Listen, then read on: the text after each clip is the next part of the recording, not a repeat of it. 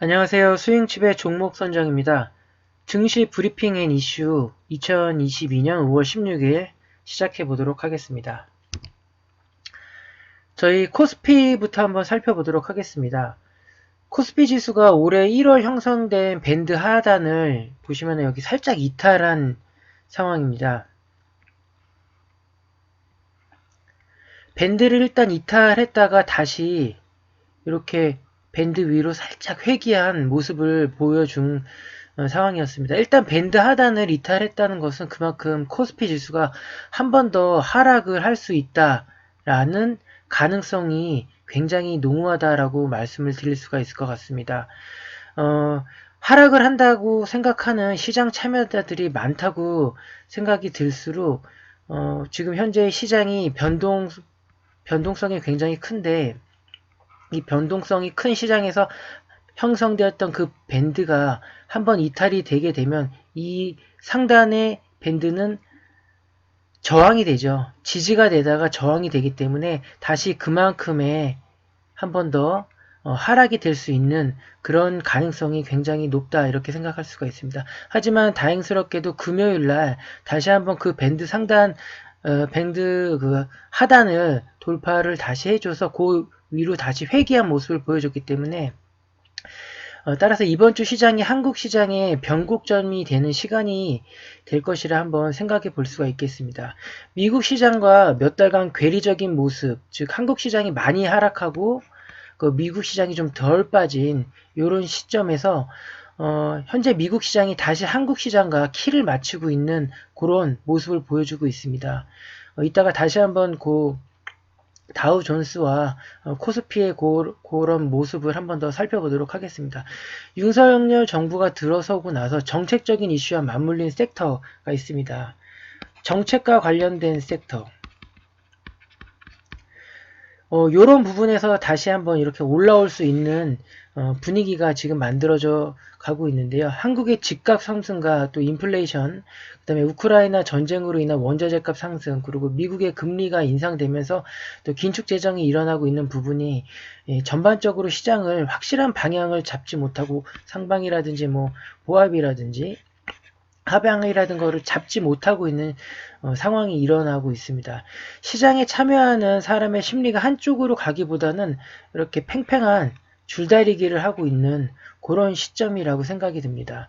이런 시점에서는 여러분들이 장기적으로 이렇게 그 매수 포지션, 뭐 이렇게 매도 포지션 이런 걸 끌고 간다기보다는 배트를 좀 짧게 잡고 간단하게 이런 짧은 이런 매매를 하시는 것이 조금 더 안정성 있게 매매를 하실 수 있다고 생각을 합니다. 저희 유튜브 자체가 스윙을 위주로 하는 그런 매매를 지향하는 이런 콘텐츠이지만 또 이것도 어느 정도 시장의 분위기가 받쳐줘야지만 스윙에서도 수익이 많이 나올 수가 있는 것입니다. 시장이 계속 하락을 하고 있는데 스윙 투자 이거 가능할 수 있을까요? 또 단기 마찬가지로 가능할 수 있을까요? 시장이 조정을 주고 있는 시기에는 간단하게 이런 어떤 정책적인 부분이라든지 정책에 맞물려 있는 개별주 같은 정책에 의해서 좀 급등락이 일어날 수 있는 부분에 들어가서 단기적으로 매매를 하시는 포지션을 유지하시는 것이 좋다고 생각합니다. 시장은 무한적으로 하락하지도 않고 무한적으로 상승하지도 않습니다. 따라서 때를 기다리는 것도 굉장히 좋은 투자의 한 방법이라고 생각합니다.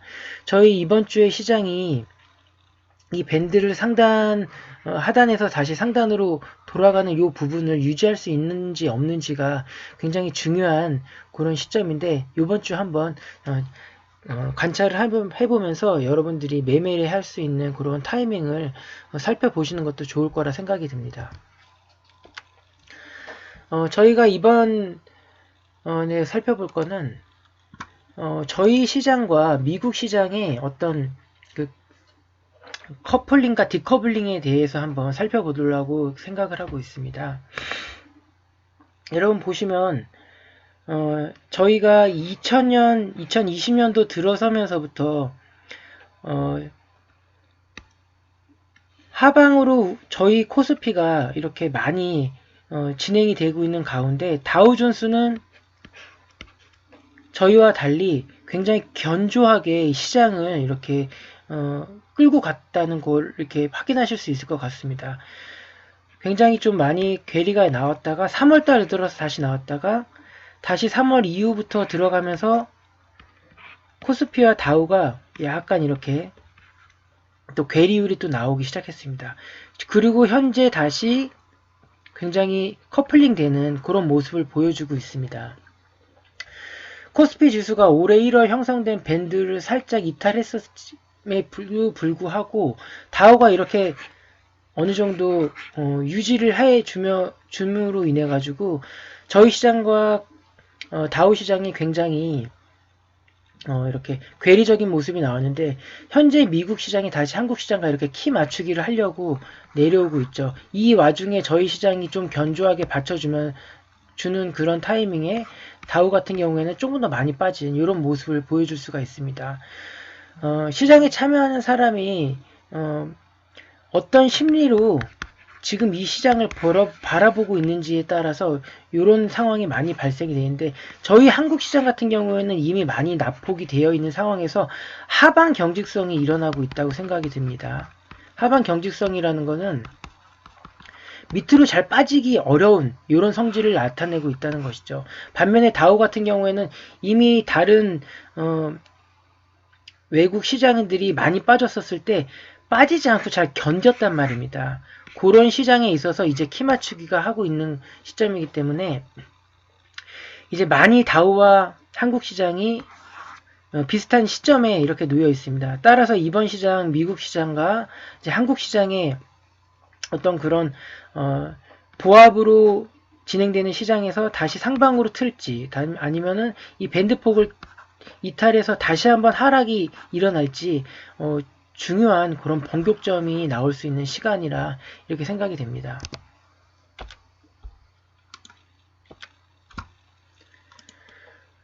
코스닥도 한번 살펴보도록 하겠습니다. 코스닥도 코스피와 같이 밴드 하단을 터치를 하고 지금 살짝 빠졌다가 다시 하단에서 위로 밴드로 올라가는 이런 모습을 보여줬습니다. 여러분 이 추세선 보이시나요? 하방으로 이렇게 내려오는 추세선. 지금 요 밴드를 이탈을 하면 동시에 이만큼 빠졌었던 이 하방이 다시 여기서도 이만큼 또 열릴 수가 있는 것입니다. 그러면은 이 밴드를 이탈을 하면은 750까지도 이렇게 또 열어볼 수도 있다 이렇게 생각이 듭니다. 따라서 이 현재 생성된 이 밴드를 지키는 것이 굉장히 중요한데 지난 주말 나스닥의 큰 반등으로 인해서 이번 주 한국 기술주들의 어떤 영향을 줄지 한번 살펴볼 수가 있을 텐데 전반적인 하락 추세가 계속 이어질 수도 있는 가능성이 있다고 여러분들 한번 염두에 두실 필요가 있습니다. 추가 하락 시 N자형 목표치가 750까지도 갈 수 있다는 것은 다른 개별주라든지 일반 코스닥 같은 기업의 주가가 이 정도 빠진다면 뭐 10%에서 거의 20%가 하락이 나올 수도 있는 이런 시점이기 때문에 기업의 실적이 좋아도 시장 흐름이 어떤가에 대해서 더 중요한 이게 어떻게 보면 수급이라고 말씀드릴 수가 있는데 수급이 양호한지 아니면은 매도의 어떤 그런 분위기인지 이런 걸 여러분들이 생각을 하셔야지만 기업의 실적도 그 흐름에 편승을 해가지고 주가도 날아갈 수가 있는 것이고 또 빠질 수가 있는 것이기 때문에 이 부분은 여러분들이 한번 잘 염두에 두실 필요가 있을 거라 생각이 듭니다. 또 나스닥과 코스닥도 한번 살펴보도록 하겠습니다. 나스닥은 다우와 달리 꾸준하게 3월 달까지도 이렇게 커플링하는 모습을 보여줬습니다. 동조화가 쭉 이어지다가 나스닥이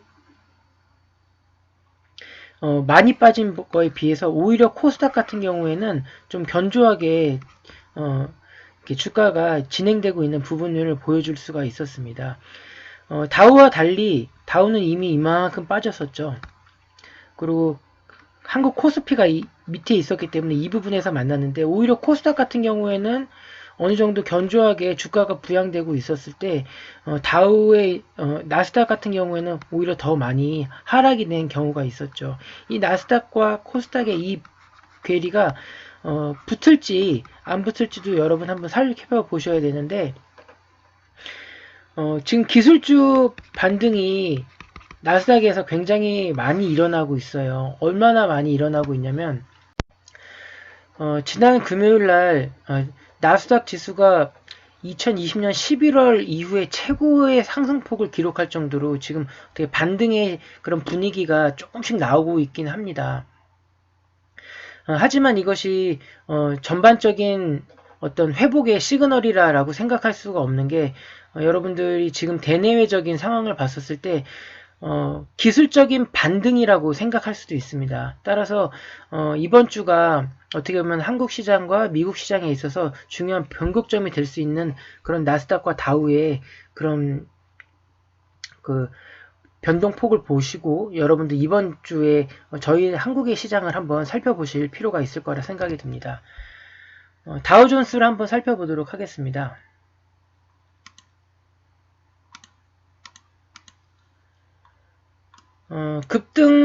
급반등의 어떤 그런 하락으로 마감이 됐는데 2001년 이후 첫 7주 연속 하락이 된 그런 한 주간이었습니다. 일시적인 반등인 그런 시점이라고 생각이 들 수도 있는데 어떤 전문가들 같은 경우에는 한 번 더 떨어질 수 있는 그런 가능성도 있다라고 이렇게 얘기가 나오고 있습니다. 다우의 어떤 그 하락 이런 추세선을 봤었을 때 마찬가지로 하락 추세선을 깼다가 다시 한번 이런 하락 추세선 안으로 돌아오는 이런 모습을 보였습니다.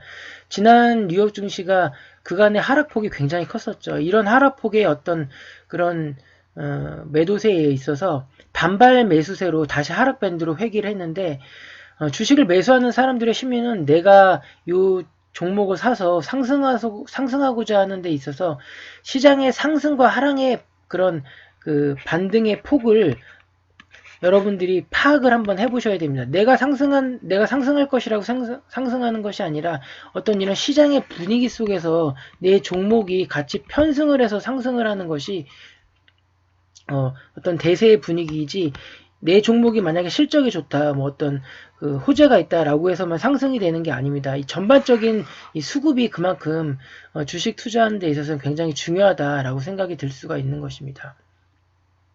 미국은 현재 유동화 회수를 통한 물가 안정과 시장을 연착륙시켜야 하는 어떤 두 가지 큰 고민이 빠져 있습니다.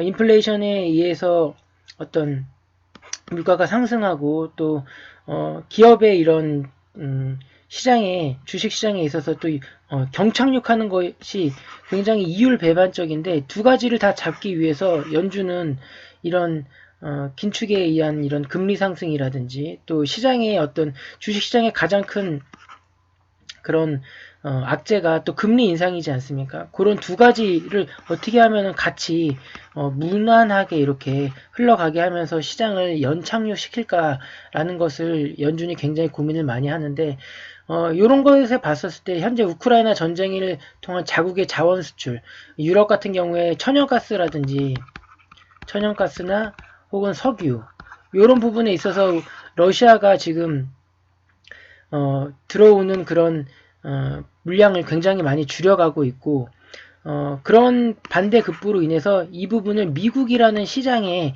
있는 그런 천연가스나 석유가 또 대체물로 이렇게 수입이 되는 그런 부분이 있고 또 무기 수출 이번에 전쟁이 일어나면서 굉장히 홍보의 장이 되고 있지 않습니까?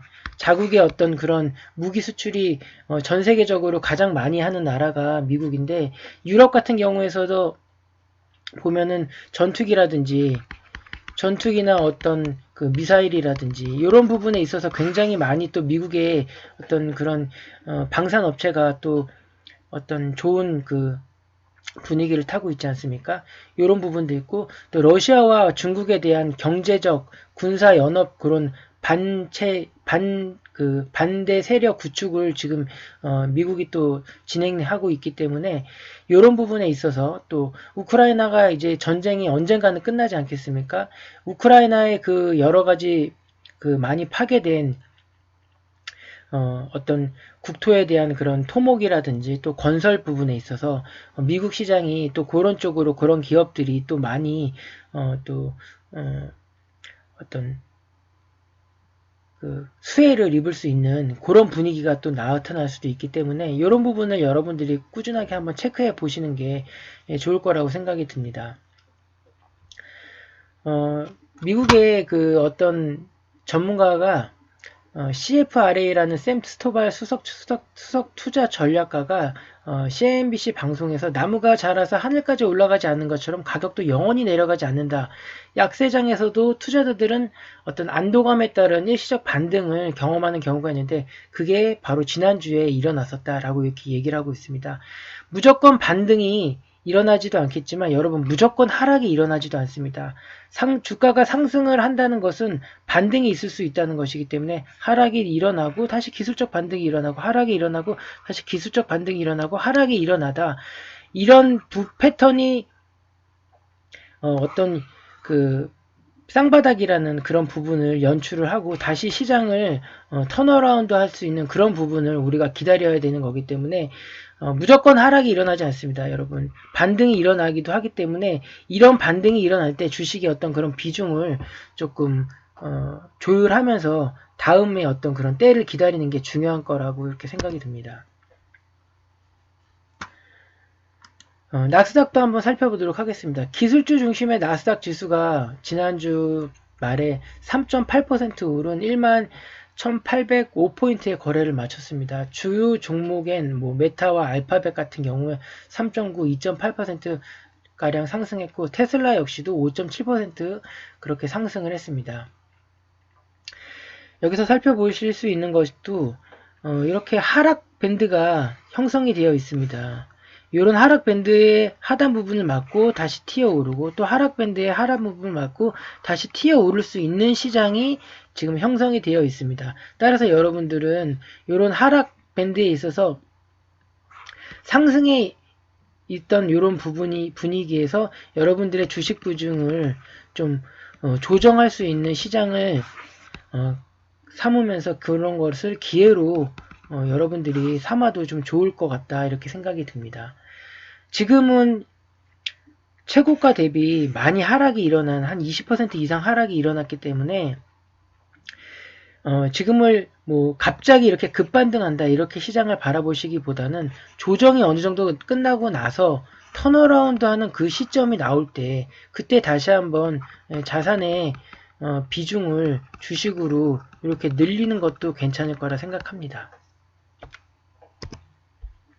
다음으로 환율을 한번 살펴보도록 하겠습니다. 저희 대한민국 환율이 2009년도 외환위기 때 1580원 정도를 찍었습니다. 그리고 다시 2021년까지 이렇게 쭉 환율이 안정기를 가지면서 한 10여 년간 이상 안정적인 박스권을 이렇게 이동하면서 환율이 진행이 되었었습니다. 근데 요번에 2022년도 들어서면서 환율이 다시 상승을 이뤄가면서 지금 1200원에 이렇게 올라서는 이런 모습을 보여주고 있습니다. 2007년에 형성된 요 하락 요 밴드 요 추세선을 여러분 한번 살펴보시기 바랍니다. 꾸준하게 우상향하면서 현재 1,300원까지도 열어놓을 수 있는 이런 환율의 가격이 나오고 있는데요.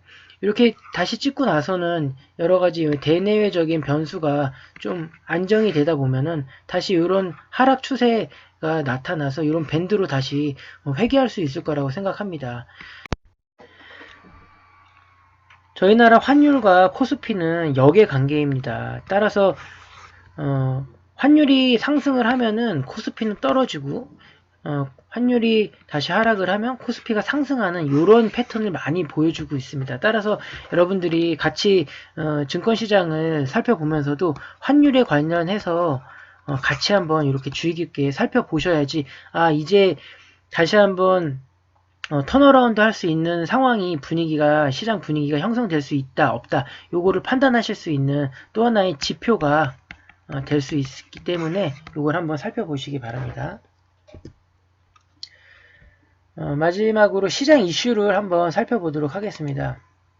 지난주에 우리나라에 큰 이슈가 하나 있었죠.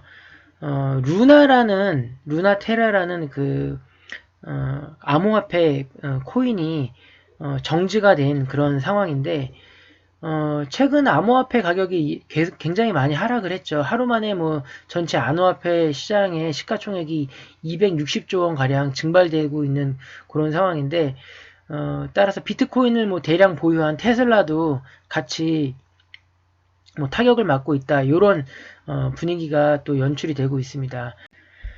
최근 암호화폐 시장 전체가 이렇게 붕괴되는데 가장 큰 영향을 주는 그런 코인이 바로 루나와 테라라는 그런 한국에서 이제 발행된 그런 코인입니다.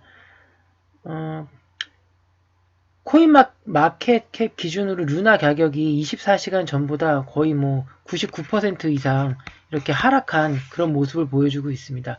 10만원까지 갔었던 것이 뭐 지금 뭐 몇 원밖에 안 하고 있는 그런 상황인데, 금융투자업계에서는 루나나 테라가 촉발한 시장의 붕괴가 당분간 지속될 거라고 이렇게 생각이 되고 있다. 이렇게 얘기가 나오고 있습니다. 여러분들, 주식은 어떤 실체가 있는 그런 시장입니다. 확실히 뭐 어떤 그런 그 매출의 어떤 구조가 일어나지 않는 암호화폐라는 게, 사람들의 어떤 심리에 의해서 상승이 되고 하락이 되는 그런 부분이 굉장히 많습니다.